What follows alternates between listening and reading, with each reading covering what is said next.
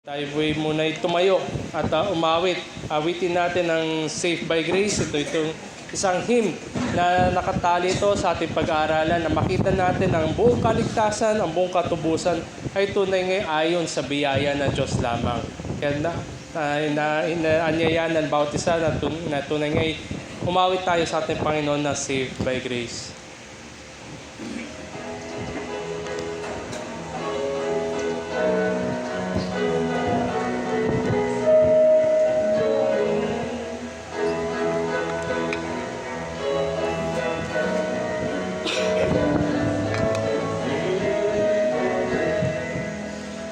Someday the silver cord will break, and I no more as now shall sing. But oh, the joy when I shall reign within the palace of the King, and I shall see Him face to face, and tell the story saved by grace, and I shall see story saved by grace. Someday my earthly house will fall. I cannot tell how soon will be, but this I know, my all in all has now a place in heaven for me, and I shall see Him face to face and tell the story saved. See Him face to face and tell the story saved by grace. Someday when fades the golden sun beneath the rosy tinted west, my blessed Lord will say, "Well done," and I shall enter into rest, and I shall see saved by grace, and I shall see Him face to face and tell the story saved by grace. Someday till then I'll watch and pray, my lamp all trim and burning bright, that when my Savior opes the gates, my soul to Him may take. See Him face to face and tell the story saved by grace, and I shall see Him face to face and tell the story saved by grace. Maupo na po ang bawat isa. Tunay nga ating inawit na ito isang kwento ng bawat na niligtas ng ating Diyos na tunay nga ang kwento ng kaligtasan ay ayon lamang sa biyaya ng Diyos. Sa ating po pagpapatuloy sa ating Sunday School, nandun tayo, tinatalakay na natin yung mga last time, yung effectual call, yung mabisang pagtawag mula sa Diyos ng pagtawag na ito ay kailangan niya na siya mismo tatawag sa atin upang tayo baguhin. Nagkaroon nga po ng katanungan regarding sa regeneration at sa effectual call. At papasok din yung tatawag na yung term na ginagamit ng mga theologians, yung order of salvation. Kaya minabuti ko rin sa pagsisimula ng ating Sunday School. Sige, nasimulan natin ito sa isang very quick lang na rundown ng order of salvation. Although hindi naman natin tatalakayin yung lahat na ito, kukunin lang natin yung sa pagpapatuloy natin pag-aaral. Sa order of salvation, nandun unang-una yung God's decree. Ito yung kanyang plano pa lamang. In eternity past, wala pang sanlilikha. Nandun dahil siya pumili ng mga tao upang iligtas. Tapos sa kasaysayan, nagkaroon na ng kanyang yung creation niya. Tapos yung providence niya, yung paghawak niya sa creation. Hanggang magkaroon na sa katuparan yung kanyang pinlano from eternity past. Naroon na sa ating kasaysayan, yung physical history natin, individual history natin. Nandun tayo tatawagin. Ito yung pinag-aralan natin last time. Although yan ay ABC, yan ay sabihin natin mahirap i-comprehend yung kanya logical, no, or the chronological. In as much as ayaw kong lagyan ng chronological order yan, Dahil sabi natin kasi pag chronological, may nagsimula, may starting point. Pero pagdating sa kaligtasan, yan ay parang sabi natin, nilalagyan lang natin ng parang order para mag-grasp ng finite minds natin. So, nandun yung effectual call, regeneration by the Holy Spirit, and conversion, faith, and repentance. All that happens instantaneously. Ang lahat na tinawag ng Diyos ay kanyang binuhay or pinanganak muli ayon sa Espiritu. Nang sa ganun ay sila ay nagkakaroon ng pagtugon sa pagsisisi sa kasalanan at pananampalataya sa Diyos lamang. The next would be after sila tawagin, iligtas at dalhin sa kanyang harapan. Naroon yung tatawag na blessings of salvation, mga pagpapala. Dito sa pagpapala ng kaligtasan, meron dalawang uri yan. Una yung objective at ang ikalawa yung subjective. Objective, ibig sabihin hindi ito nakasalalay sa atin. Tandaan natin, ang buhay pananampalataya, ang buhay Kristiyano, may ups and downs yan. Lalo sa mga panahon na may mga pagsusubok, may mga panahon na may hamon sa ating buhay, ay malamang sa malamang nandun tayo sa ibaba. Pero nonetheless, hindi nagbabago yung kaligtasan ng Diyos. So sa objective, nandyan yung justification, adoption, and reconciliation. Nilagyan ko ng pula kasi yan yung mga pag-aaralan natin ngayon. So justification o yung inaring ganap. Tandaan natin, di ba, guilty tayong lahat. Justification, pronouncing us not guilty. Hindi magbabago yan kung ano yung pakiramdam natin.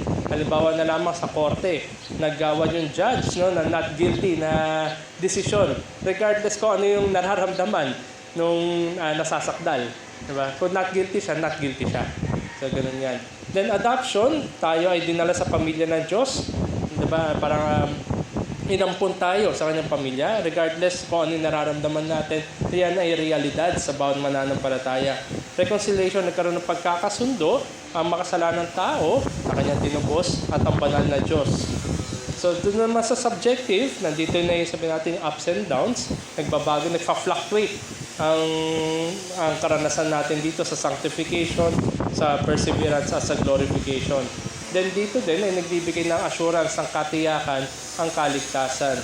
So ito yung mga ilan na pwede natin ilagay as a part ng order of salvation.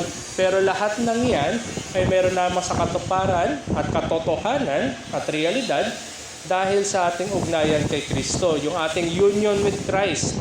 Lahat ng salvation blessings, lahat ng mga ito ay nagme-make lang ng mga sense, nagkakaroon lamang ng kulay dahil sa ugnayan natin kay Kristo. Kung wala tayong ugnayan kay Kristo ay baliwala ang lahat ng iyan. Maaaring siguro alam natin sa ating kaisipan, ngunit hindi ito totoo at hindi ito tunay at realidad ng ating buhay sa mundong ibabaw hanggang sa susunod kung wala tayong ugnayan kay Kristo. Ang konsepto ng union with Christ ay matatagpuan sa Ephesians chapter 1 verse 3. Yan yung key text para sa union with Christ. Basahin ko po yung Ephesians chapter 1 verse 3 para makakita natin, mag-grasp natin. Ephesians chapter 1 verse 3, purihin nawa ang Diyos at Ama ng ating Panginoong Kristo na siya nagpapala sa atin kay Kristo ng bawat pagpapalang espiritual sa sangkalangitan.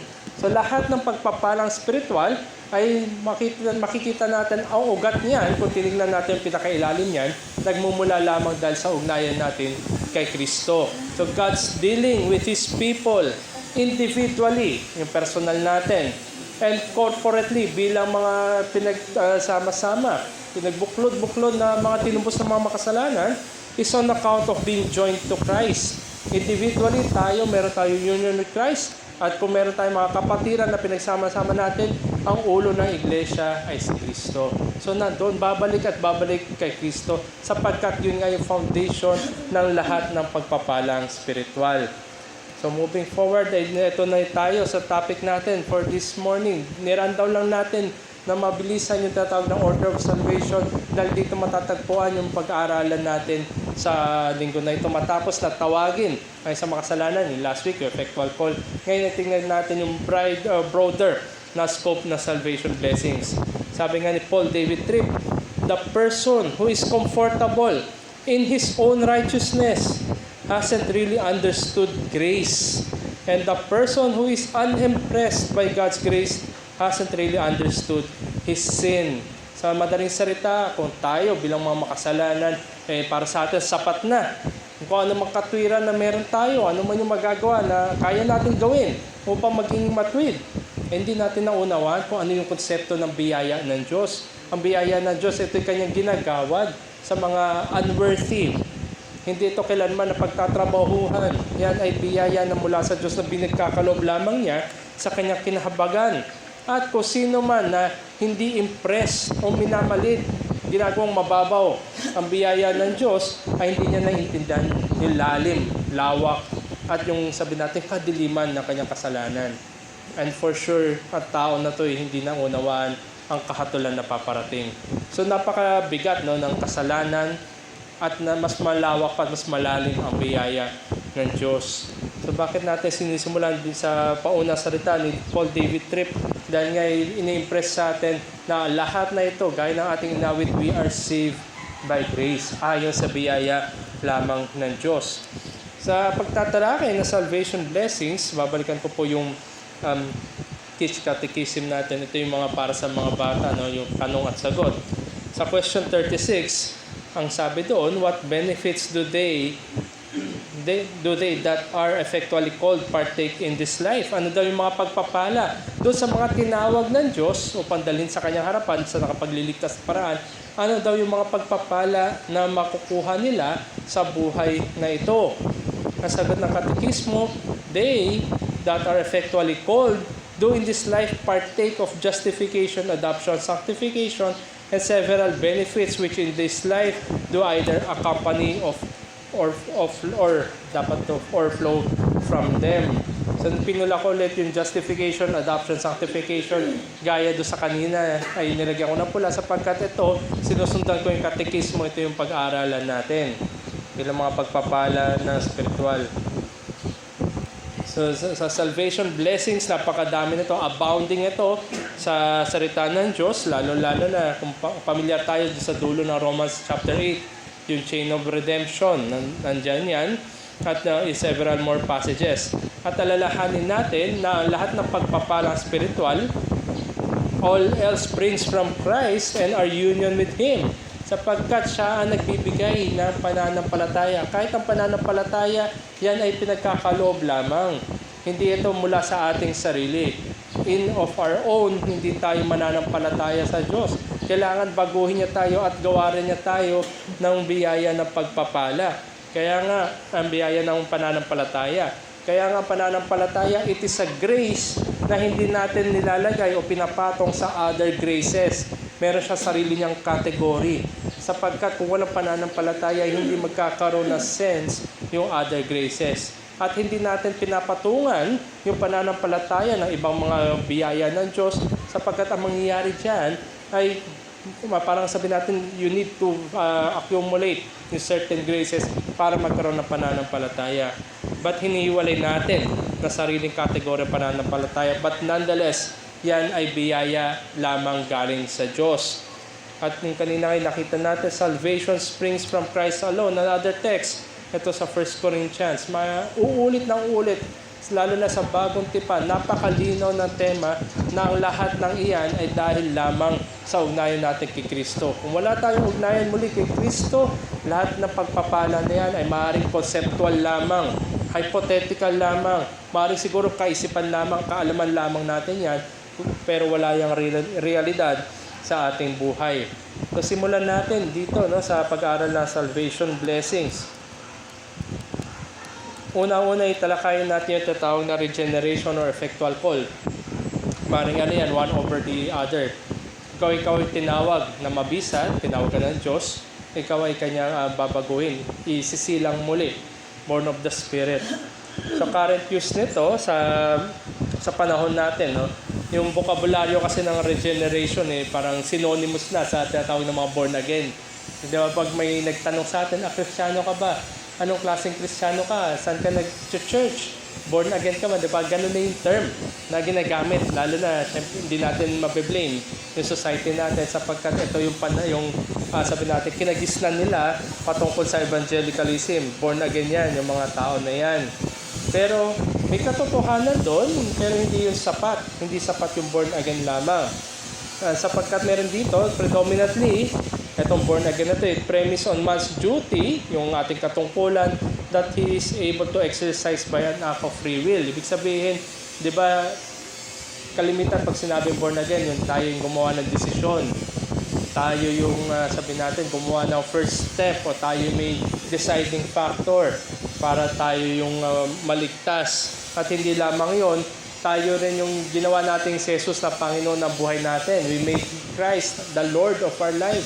Sinuko natin yung buhay natin upang siya yung maghari. So ito yung common uses din. At ikalawa, frequently associated with remarkable experiences.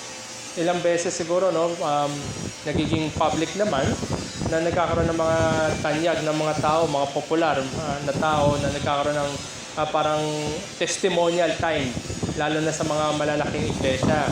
So doon na nakakabit, dahil yung napapanood, doon yung marami, sabi natin mainstream, doon na nakakabit yung term na born again. And likewise, makita natin, hindi magtatagal ang mga nagpapahayag na ito'y babalik sa kanilang dating gawi ng buhay. Kaya nandoon, it misses out yung salitang born again, it misses out on the true sense of regeneration. Kaya ang babala sa atin, the difference is no small matter for it shows the cause of regeneration. Kung ang cause ng regeneration natin ay yung ating sarili at hindi ang Diyos, yan ay sabi natin always falling short. Hindi yan totoo. Hindi nga lang siya class A, kundi fake na talaga yan na regeneration. At totoong tinawag ng Diyos, ang kanyang totoong binago, sinilang muli, ay siya'y tunay na magpapagal. Sapagkat nga muli, lahat ng confession ng mga mananampalataya, gaya ng ating inawit, we are saved by grace, salvation belongs to the Lord. At kung maalala rin natin, bilang mga makasalanan, we are born spiritually dead. Dahil kung parati maalala natin yung pina-flash ko na diagram, no? Dahil sa kasalanan ni Adan na ipinata o binilang sa atin, lahat tayo ay guilty sa harapan ng Diyos. At dahil tayo ay may guilty nature na, may sinful nature, umusbong yung mga personal sins natin. We are born spiritually dead and unwilling to positively respond to God in love and obedience. Ano man yung sarili natin sikap, yan ay may bahid ng kasalanan. Isa nga po sa maganda na teksto, no, para doon sa tinatawag natin regeneration o yung pagkakaalam ng karamihan siguro yung born again ay matatagpuan doon sa John chapter 3. Ito yung account na kung saan merong kinausap ang ating Panginoong Hesukristo. Na kinausap niya ito ay guro, nagtuturo, mataas ng katungkulan sa panahon na yon. So ang konteksto noon ng John chapter 3 na ito, narrative yan ay kwento na sinusundan mula doon sa previous na account na kung saan ay nakita ni Jesus at alam niya yung nasa loob na puso ng mga tao kaya nag-withdraw ang ating Panginoon. Alam niya kung ano yung mga nasa puso ng mga tao. At dito nga ay meron isang tao ng Pariseo sa verse 1 ng John chapter 3. Si Nicodemus. Very high yung kanyang credentials. Nire-respeto siya ng society. At ito nga ay mataas ang katungkulan nito ni Nicodemus. At alam ng ating Panginoon yung totoong pangangailangan ni Nicodemus. Alam nga niya yung mga nasa isip ng tao, lalo na alam niya ang pangangailangan nito ni Nicodemus. At sabi dito sa kanilang pagtatalakay, ang punto lamang ay sinabi natin Panginoon, yung regenerating work ng Holy Spirit addresses the corruption of man's depraved condition. Kailangan tayong baguhin, kailangan tayong gisingin, kilusin ng banal na spirito na sa ganun yung corruption natin, na yung personal na ginagawa natin, na bungad ng guilty nature natin kay Adan, ay mabago, mabaliktad. So the believer is now a new creation. Oras na siya binago ng banal na spirito, kasama na siya doon sa bago sanilikha. New creation na siya. Hindi na siya gaya ng sanilikha at sangkatauhan na bumagsak sa kasalanan. Meron siyang bagong puso na nagkakaroon ng delight ngayon sa Diyos at ang mga utos ng Diyos ay kanya sinusunod. Na sa ganun ay makapag-please siya sa kanyang Panginoon. Kaya makita natin the regeneration or regenerating grace of God in Christ gives rise to other aspects of the application of redemption. Hindi imposible na isang tao na hindi binago ng Diyos ay magkaroon ng reconciliation, adoption at marami pa ibang salvation blessings kung hindi siya binago ng Diyos. At ang tanging binago lang ng Diyos yung kanyang tinawag, yung kanyang effectually called. Sila lang yung kanyang babaguhin. So ito yung sa regeneration. So ilayo natin ito sa konsepto ng born again, kung paano ito ginagamit ngayon. Ang totoong binago ng Diyos, ang totoong sinilang muli na spirito ay siyang makapag-please, mamumuhay na radikal, na iba, makikita pinagkaiba mula sa sanlilikang bumagsak sa kasalanan. So second salvation blessing na tingnan natin ay yung tinatawag na justification. Dito sa justification, tandaan natin, we are all guilty. Parang korte yung eksena. Nandun ang Diyos sa ating harapan, ilalatag lahat ng mga kasalanan natin from the get-go, dahil hindi lamang sa personal na kasalanan natin, dahil tayo ay nasa lahi ni Adan.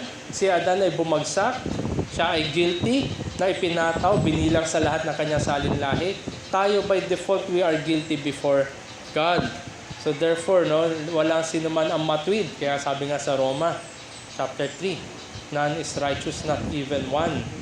Lahat tayo fallen short. Kaya mahalaga dito ay makita natin na justification in the sense na ito ay parallel kung paano binilang, ginawad muli, o binilang yung kasalanan ni Adan sa kanyang mga salinlahi. At ang konsepto na ito ay isang alien righteousness. Alien ibig sabihin na hindi mula sa atin, kundi galing ito sa iba, galing sa labas, hindi sa ating kagagawan, at hindi lalo-lalo na hindi na meron sa atin. Alien righteousness, kailangan ma-reckon yan sa atin. Negatively, atong judicial imputation, judicial ibig sabihin, ginawad, binilang sa iyo, hindi ito in-infuse. Kasi pag konsepto na in-infuse, parang blood transfusion, no? Parang sinaksak sa atin, in-inject, ngayon parang nagpo-flow na sa atin. Yun yung concept ng infusion, hindi ganon. Kundi ito ay binilang, in-impute lang, binilang sa atin. Negatively, yung kasalanan ni Adan, yung kanyang yung pagkakasala niya, binilang sa atin. Likewise, itong justification din, dahil sa mga hinirang ng Diyos na kanyang ililigtas, binilang sa kanya, in-impute sa kanya yung kasalanan. Ang ating Panginoon ay hindi kailanman gumawa ng kasalanan. Siya ay walang kasalanan. Holy siya. At nonetheless, hindi in-infuse, hindi parang nag-flow sa kanya yung kasalanan, kundi ibinilang lamang sa kanya yung kasalanan. Dala-dala niya yon sa krus ng Kalbaryo, ang mga kasalanan na kanyang tutubusin. Tandaan natin, malaking pinagkaiba kung inisip natin na in-infuse sa kanya sin. Sa oras na in-infuse sa kanya, siya ay makasalanan.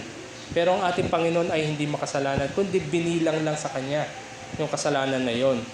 Positively, itong justification na to, the merit of Jesus' obedience and righteousness is imputed.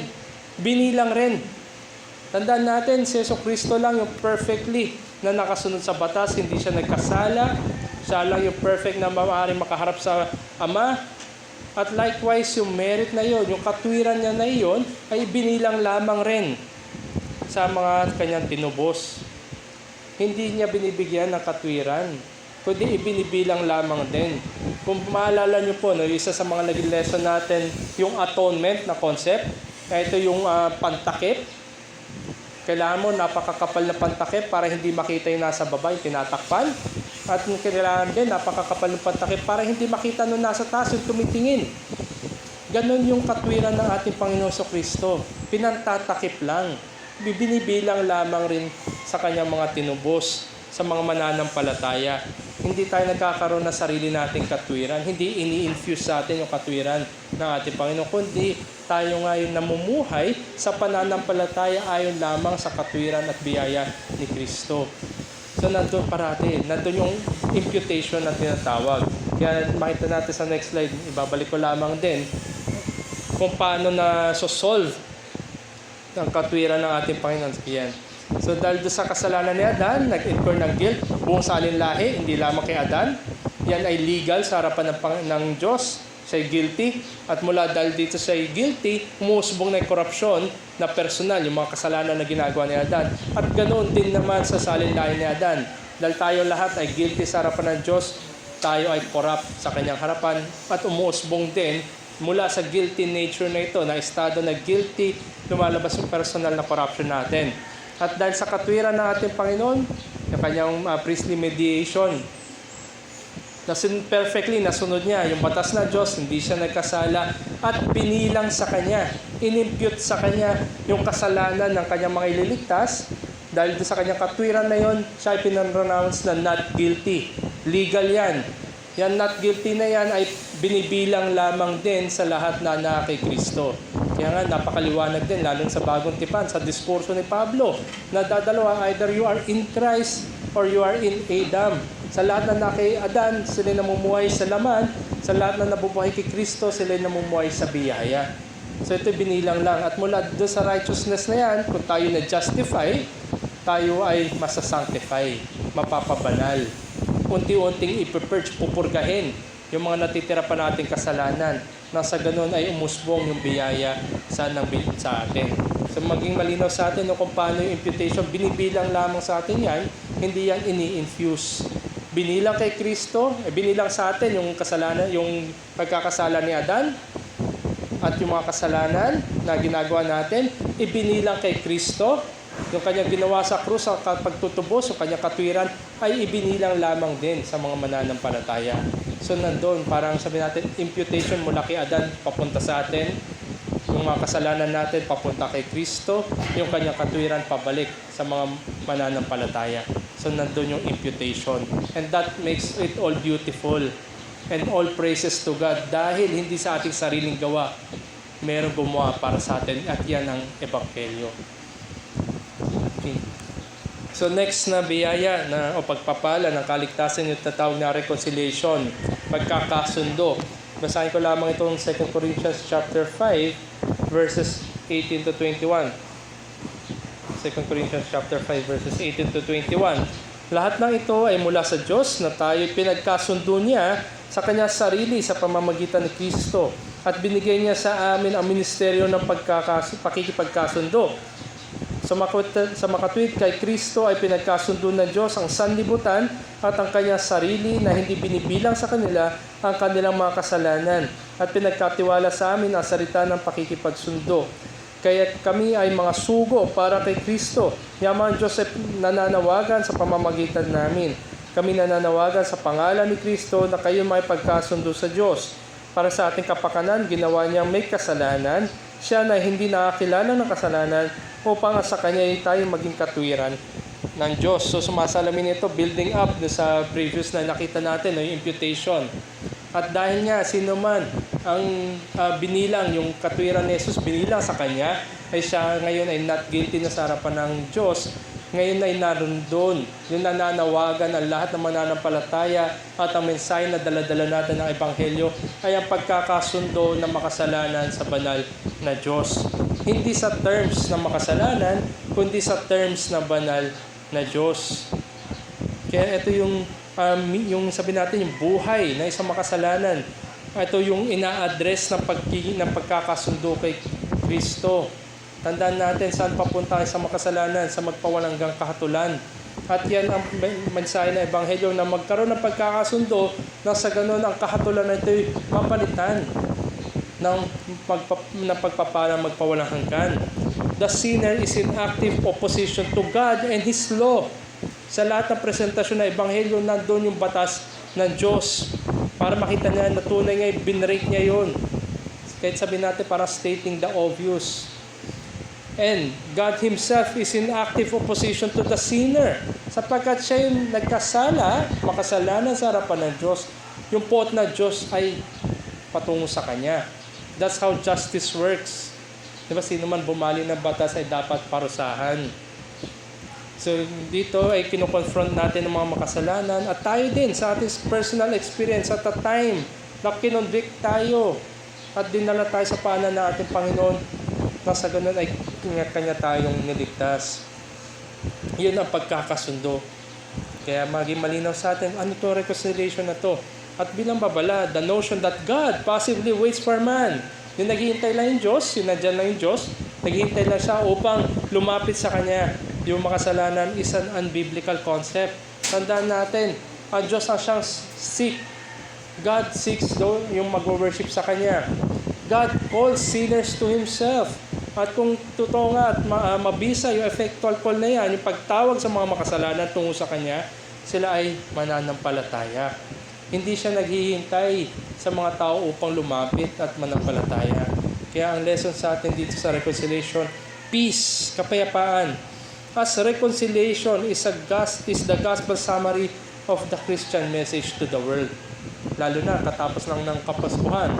Diba nandun yung joy to the world, peace on earth, mercy mild, everything else. Yan ang mensahe ng Ebanghelyo sa mga makasalanan na magkaroon ng pakikipagkasundo sa harapan ng Diyos sa pamamagitan lamang ng katwiran ni Jesucristo. So nakita natin, justification, reconciliation. Next would be adoption. Yung aampunin tayo, pag-aampon sa atin tungo sa pamilya ng Diyos. Sino man yung tinawag ng Diyos, sila ay kanyang binago, parang binuhay muli, born again by the Spirit, nagkaroon ngayon ng paggagawad ng not guilty ayon sa merito ng ating Panginoon na binilang sa kanila, sila ngayon ay dinala sa kanyang pamilya. As a salvation blessing, itong adoption, is God's sovereign gift based on the person and work of Christ. Sino man ay hindi makakapasok sa pamilya ng Diyos. At tandaan natin sa bandang dulo, Revelation 20 or 21, sabi nga doon, sino man or kahit sa parable ng ating Panginoon sa Kristo na nandun sa wedding feast na wala yung tamang damit, anong gagawin sa kanila? Dadalhin sila doon sa lugar ng gnashing of teeth, kaparusahan. At doon din, sa pagdating sa kaharian ng Diyos sa Revelation, sino man ang hindi nakasulat sa aklat ng buhay ay hindi makakapasok. At sa bandang dulo din, nandun na yung puno, yung may bunga ng pagkakaunawa ng tama at mali at yung punong kahoy na buhay. Di ba? Nandun pwede silang kumain. Bakit? Kasi nung nagkasala si Adan, di ba nagkaroon ng harang, bantay, upang hindi nila maabot. Therefore, ang pwede lang umabot ay yung mga tao ng Diyos. Ganun din yung sinabi sa Pilgrim's Progress sa dulo na si Christian ay naroon na sa Celestial City. Merong gustong pumasok pero mag-over the bakod. Hindi siya nakapasok. So dito, adoption, hindi tayo basta-basta pwedeng pumasok sa pamilya ng Diyos. Ang Diyos ang siya tumatawag, inaaring ganap at dinadala sa kanyang pamilya. Ang Diyos ang nagpapasya.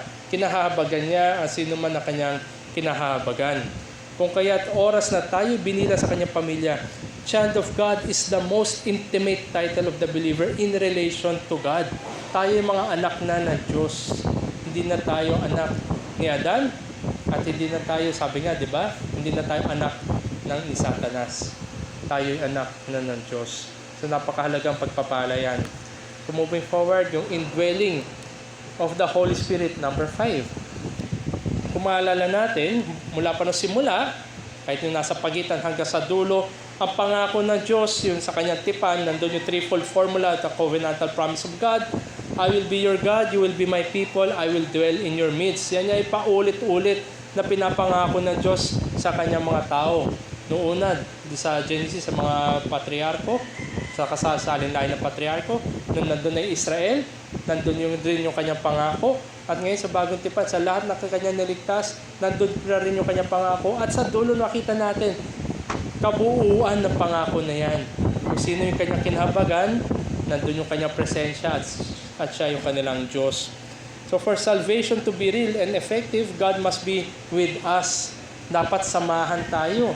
Hindi lang sa basta samahan tayo ng Diyos, dapat manahan sa atin. I will dwell in your midst. Believers do not walk through the world alone. Sabi nga ng ating Panginoon, di ba may ipapadala siya? Taga-aliw, yung comforter, yung Holy Spirit. Sa pagbalik na ating Panginoon sa kalangitan, ipapadala niya yung banal na Spirito. At sabi nga, di ba, napakahaba ng diskurso ni Pablo sa Romans chapter 8 na kung saan doon niya in-expound ang pamumuhay ayon sa Spirito.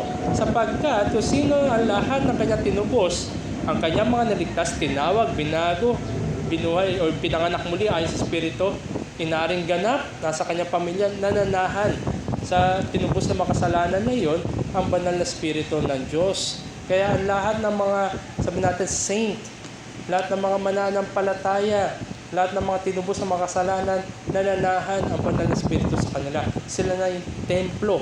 Individually, nandun yung templo ng Diyos on a personal basis. Sila sinasanctify. inihahanda sila, doing the good works na set before them. At corporately, pag pinagsama-sama sila, nandun sa kanilang kalagitnaan. Kaya nandoon, lalo-lalo na pagtawid natin sa kaluwalhatian, nariyan lalo ang sa katuparan. The Holy Spirit testifies of Christ, teaches, leads, helps, convicts, and serves as a pledge for the fullness of God that awaits the believer in glory. Isipin natin mga kapatid, kung nananahan sa atin ang banal na Espiritu, yan yung unang token, pledge ng ating Diyos. In short, binigay niya yung kanyang sarili sa atin bilang token. Much more yung realidad pag sa consummation. And through the Holy Spirit, Jesus continues to be our Emmanuel. Sabi nga, di ba sa Matthew, parating nagiging diskurso din tuwing Kapaskuhan, na nandoon, ipapanganak, ay pangalanan mo siya ng Emmanuel, sapagkat ililigtas niya yung kanyang mga tao sa kanilang mga kasalanan. God is with us, Emmanuel.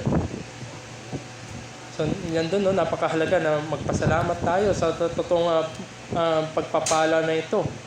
Naroon din yung eternal life, buhay magpawala hanggan. Sa Pilgrim's Progress, John Bunyan, si Christian, ay tumakbo siya mula sa city of destruction in his pursuit to flee from the wrath to come, na sinabi sa kanya ni Evangelist, and to seek an inheritance that does not fade away, yung eternal life. So hindi lang sapat na lumayo siya doon sa city of destruction, kundi nandun yung kabilang side ng coin na makakuha siya ng inheritance na magpawalang hanggan, eternal. Yun ang buhay na magpawalang hanggan. At bilang mananampalataya, dapat na-realize natin itong bagay na ito. May kahatulan na paparating, hindi lamang tayo lalayo o tatakbo mula sa kahatulan na ito, kundi ang hanapin natin ay buhay na magpawalang hanggan na matatagpuan lamang kay Kristo. So, eternal life is more than in terms of quantity. Hindi lamang ito, dalang buhay natin ay may definite end. Ito hindi lamang in quantity, without end ang eternal life, but more so in its quality. Hindi natin maihahambing ang eternal life sa buhay na meron tayo sa mundong ito. Sa eternal life, sa magpawalang hanggan, nandun yung fellowship natin sa Diyos na sabi natin ay patikim lamang sa mundong ibabaw. So ito yung fuller sense, yung quality ng eternal life, hindi siya yung quantity, hindi siya yung eternal in itself, kundi yung napakadaming pagpapala pa sa magpawalang hanggan. And next is God's workmanship. Makita natin, no? Hindi naman tayo iniwan dito sa mundo ibabaw na to kahit tayo tinubos. Meron tayong gagawin. Meron tayong pagtatrabahuan. Meron tayong labor. One of the greatest evidences that God has justified us is that He continues to sanctify us, working in our lives to make us holy. So nandun, no? Meron ginagawa sa atin ng Diyos na sa ganun ito rin ay umusbong sa atin. Hindi tayo hinayaan, hindi tayo ligtas ka na, okay ka na, hindi ganun. Kundi tayo patuloy na binabago ng Diyos. Believers will be conformed to the image of His Son and do the good works prepared for us. Alalahanin natin, di ba? Ephesians chapter 2, verses 8 hanggang 10. 8 and 9, di ba? You were saved by grace through faith, not for your own doing, so that no one will boast. Nasa ganun yung good works natin. Tandaan natin, mauuna yung paggawa ng Diyos na pagliligtas bago yung good works na yan, dahil tayo patuloy na binabago ng Diyos upang gampanan yung mga mabubuting gawa para sa Kanyang pangalan. At tayo ay unti-unti na hinuhulma din sa buhay na ito para sa ganun ay fit tayo sa magpawalang hanggan. At in our current state, hindi tayo fit. Meron pa mga corners na sharpen sa atin. May mga sabi natin kulay na pinatitingkad pa sa ating buhay na sa ganun ay tayo maging angkop sa kaluwalhatian sa magpawalang hanggan. And last siguro for this lesson would be the blessings of yung glory. Kaluwalhatian, glorification. Our great and certain hope is that because Christ has risen, nabuhay muli ang ating Panginoon, believers will also be raised from the dead and glorified when Christ returns. Loobin ng Diyos na magkaroon tayo ng pag-aaral din patungkol dito. Pero for now, dahil nabuhay muli ang ating Panginoon, tayo rin ay Kanyang bubuhayin muli. Sabi nga nun, para sa ganun ay hindi na natin maranasan hindi na natin matikman yung ikalawang kamatayan. Ang lahat na kay Kristo, sapagkat siya yung una, siya yung pinakakuya natin. Siya yung unang binuhay muli, the first fruit of the resurrection. Ganon din ang lahat na nasa Kanya. Susunod rin tayo at mabubuhay rin tayo muli. Naririnig po ba ako sa likod? Okay. So yung ating mortal bodies,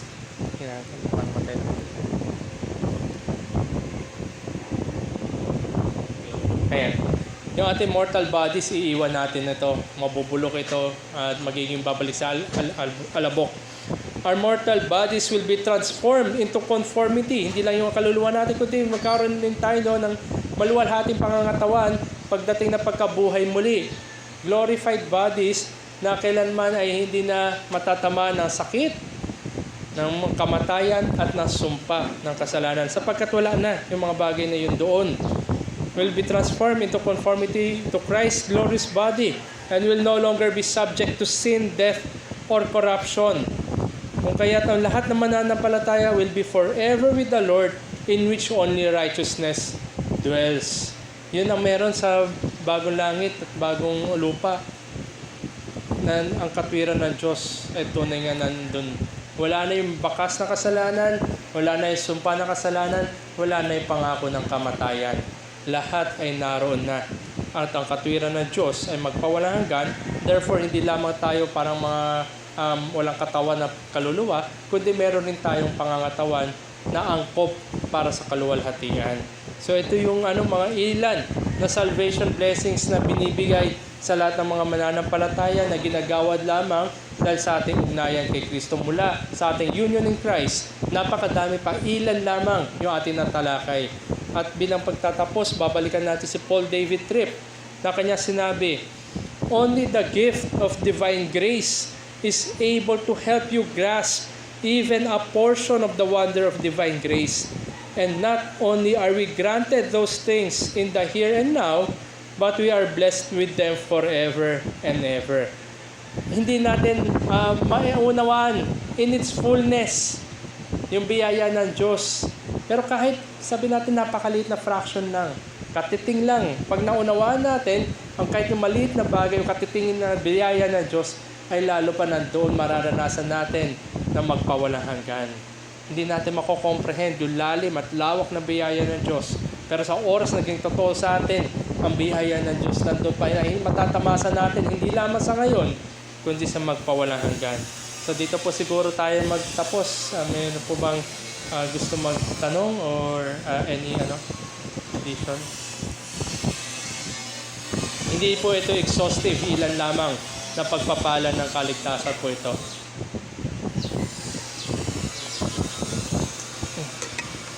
Okay, kung naiya, siguro pwede rin lumapit mamaya. Sige po, so tayo po, tapusin natin Sunday School sa panalangin. Let's come to the Lord in prayer. Aming Diyos, salamat nga po sa napakalawak at napakalalim na biyaya ng kaligtasan. Bagamat limitado ang aming oras, limitado ang aming kaisipan, limitado din ang aming karanasan. Ngunit kung ito'y totoo at ang kaligtasan namin ay mula sa inyo, tunay nga ito'y may kagalakan at kapayapaan na binibigay sa bawat na inyong pong tinubos.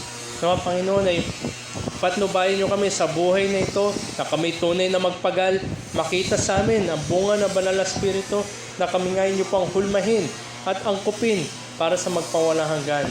At habang sa buhay na ito kami ay nakikibaka sa laman, nawa kayo po ang maluwalhati sa aming buhay. At makita rin ng ibang tao na kami ngay tunay na inyo pong tinubos at nabibilang sa bagong sanlilikha. Kaya nawa Panginoon ay samahan nyo kami sa mga gawain na ito. Tunay nga kayo lamang rin ang parangalan. Ito po ang aming dalangin namin sa ngalan ni Jesus. Amen. So, magandang umaga po. Magkaroon tayo ng break. Start po tayo siguro around 10:40 or 10:45. Magandang umaga po.